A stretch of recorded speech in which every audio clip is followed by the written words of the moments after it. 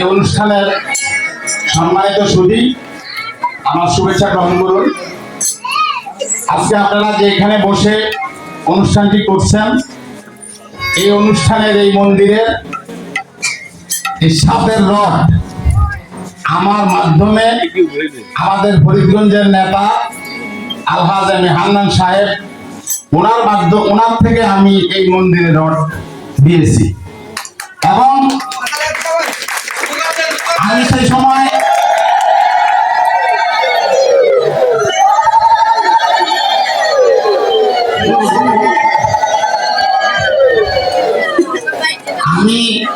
তখন 2011 সাল, সেই সময় আমি চেয়ারম্যান নির্বাচন করেছিলাম। এই আপনাদের ভাই বোনেরা আমাকে ভোট দিয়েছে। একজন শিল্পপতি আমার ইউনিয়নের, তার কারণে আসলে জয়লাভ করতে পারি নাই। আমি আপনাদেরকে দোষ দিই না। অনেকে হয়তো আমার নাম জানেন, অনেকে জানেন না। আমার নাম ফারুক আহমেদ মিয়াজি। আমার বাড়ি হলো করইতলি শ্রী রামকৃষ্ণ আশ্রমের পাশের বাড়ি আমাদের বাড়ি। তো যদি সামনে কোনোদিন সুযোগ পাই, আপনাদের প্রতি আমার অনুরোধ থাকবে, আপনারা আমাকে একবার নির্বাচিত করলে আমি আপনাদের সহযোগিতা সবসময় থাকবো এবং ইউনিয়নের উন্নয়ন কাজ করব।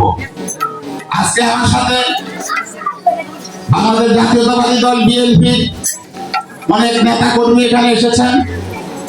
আমার জয়দেব বাবু সহ এই এলাকা হিন্দু সম্প্রদায়ের সকল নেতৃবৃন্দ, আমরা ভাই ভাই হিসাবে যাতে সবসময় সুন্দরভাবে থাকতে পারি এবং আমার বাংলাদেশ জাতীয়তাবাদী দলের বিএনপির সকল নেতৃবৃন্দকে বলবো, আমাদের কোথাও যাতে সাম্প্রদায়িক সম্প্রীতি নষ্ট না হয়, সাম্প্রদায়িক সম্প্রীতি যাতে বজায় থাকে, আমি আমার সকল নেতৃবৃন্দের এই অনুরোধ রাখবো।